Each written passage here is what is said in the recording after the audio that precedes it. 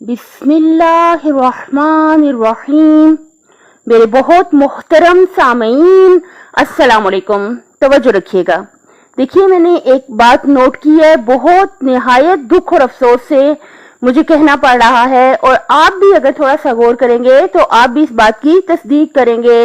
دیکھیے، نہایت افسوس کے ساتھ مجھے کہنا پڑ رہا ہے کہ اگر ہم اپنے معاشرے میں دیکھیں، جیسے ماشاءاللہ ابھی ماہ رمضان المبارک جو ہے وہ گزرا ہے، تو ہم کیا دیکھیں گے کہ جتنے ہمارے مسلمان بہن بھائی ہیں جنہوں نے روزے رکھے، ٹھیک، ماشاءاللہ عام طور پہ یہاں پہ سب روزے رکھتے ہیں، جو بھی رکھ سکے ضرور رکھتا ہے۔ ہم روزے داروں کو اور نمازیوں کو اگر دیکھیں، یعنی جو افراد 5 وقت کی نماز صحیح اوقات میں پڑھتے ہیں، آپ ان کی تعداد اور جو لوگ روزے رکھتے ہیں ان کی تعداد کے بارے میں اگر غور و فکر کریں تو ہمیں یہ پتہ چلتا ہے کہ ماشاءاللہ روزے رکھنے والوں کی تعداد بہت زیادہ ہے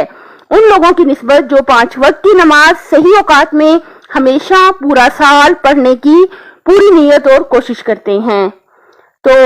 آپ لوگوں سے کہنا یہ تھا کہ اللہ تعالیٰ سے میری دل سے دعا ہے انشاءاللہ کہ اللہ تعالیٰ ہم سب روزے داروں کے جو روزے ہیں وہ اپنی بارگاہ میں قبول کرے، اور ظاہر ہے کہ ضروری ہے روزے رکھنے، اور انشاءاللہ جتنی ہماری زندگی ہے ہم اپنی زندگی میں جب تک زندہ ہیں ہمیشہ ماہ رمضان میں سارے کے سارے روزے رکھتے رہیں۔ بہت اچھی بات ہے، الحمدللہ۔ اللہ تعالیٰ ہم سب کے روزے ہمیشہ قبول کرتا رہے اور جو بھی غلطیاں ہیں معاف کرتا رہے۔ لیکن کہنا یہ تھا کہ ماہ رمضان میں تو چلیں، پھر بھی لوگ 5 وقت کی نماز صحیح اوقات میں پڑھتے ہیں، لیکن وہ تمام روزے دار افراد جو ہیں پورا سال جو ہے 5 وقت کی نماز صحیح اوقات میں ادا نہیں کرتے۔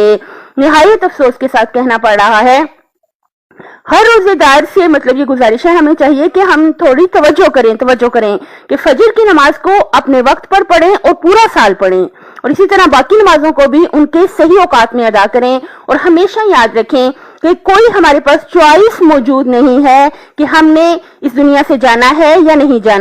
جانا تو جانا ہی ہے، ہم آئے ہی جانے کے لیے ہیں، لہٰذا کیونکہ ہم نے اس دنیا سے چلے جانا ہے، لہٰذا ہمیں چاہیے کہ ہم 5 وقت کی نماز صحیح اوقات میں ادا کیا کریں، اور اللہ تعالیٰ سے ہم لوگ دعا کیا کریں کہ وہ ہماری نمازوں کو اپنی بارگاہ میں قبول و منظور کر لے۔ اپنی صحت، آخرت اور خالق کی مخلوق کا خیال رکھیے گا۔ اللہ حافظ۔